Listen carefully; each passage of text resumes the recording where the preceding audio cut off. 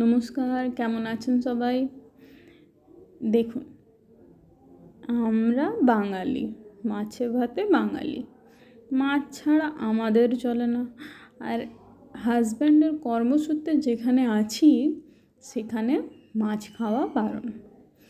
বারণ মানে পুরোপুরি বারণ। স্মেল আসলেই কমপ্লেন। এরপর আমরা কি করি? যদিও আমি জাস্ট কিছুদিনই এসেছি হাজব্যান্ডের কাছে, তবু যেহেতু আমার হাজব্যান্ড এখানে অনেক বছর থেকেছে, তাই ওর অভ্যেস হয়ে গেছে। আমার তো মাছ ছাড়া থাকতেই পারছি না। এরপর হঠাৎ মনে হলো যে মাছটা এনে যদি আমরা না ভেজে কিছু কিছু প্রিপারেশন বানাই মাছের, তাহলে তো খাওয়া যেতেই পারে। স্মেল যাতে না এলেই তো আর কিছু কমপ্লেন হবে না। তাই কী করলাম, আমরা বুদ্ধি বানিয়ে আমার মা কিছু রেসিপি দিল, কিছু দিদিভাইরা রেসিপি দিল। এরপর ভাবলাম ওইভাবে ওইগুলো করতে থাকি। তো এইভাবে করতে করতে আমরা রোজ এখন মাছ খাচ্ছি, কিন্তু কেউ বুঝতেও পারছে না। তাই ভাবলাম চলুন আজকে আপনাদের সাথেও এই রেসিপিটা শেয়ার করি।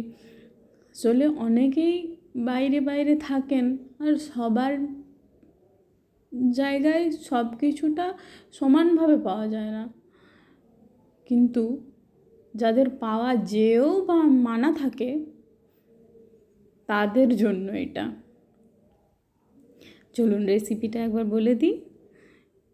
এখানে আছে পেঁয়াজ, আদা,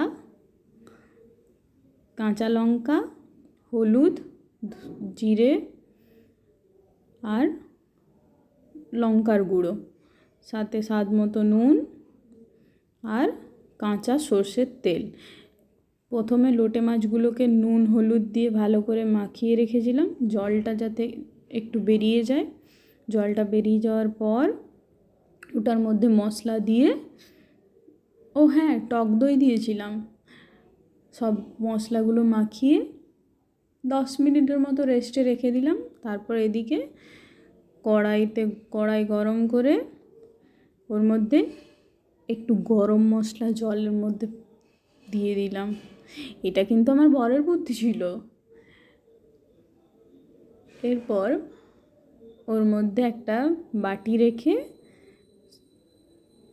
টিফিন বক্সের মধ্যে সব মশলা সহ মাছগুলো দিয়ে ঢাকা দিয়ে 15 মিনিট মতো ভাপিয়ে নেব। এবার বলি লাউ পাতাগুলো তাহলে কেন দেখালাম। প্রথমে আমরা ভেবেছিলাম লোটে মাছগুলো দিয়ে দিই কারোকে, যাদের যাদের খাওয়া অ্যালাউ আছে তারা ওখানে খাবে বানিয়ে। তারপর ভাবলাম যে না, আনলাম এত কষ্ট করে 1 মাস 1.5 মাস পর, তাহলে করাই যাক। তো আমি আর আমার হাজব্যান্ড ভাবলাম যে তাহলে লাউ পাতাগুলো আছে, পাতুরি করা যাক। কিন্তু পাতুরি করতে গেলে তো আরেক ঝামেলা, সেখানে তো ভাজতেও হবে লাউ পাতাগুলোকে। তো আমি ভাবলাম যে ওটা থেকে তো স্মেল আসবেই আসবে, আর পাশে বা ওপরে স্মেল গেলেই তো প্রবলেম। তাই ভাবলাম চলুন এভাবে বানাই, দেখুন তো কেমন হয়েছে খেয়ে।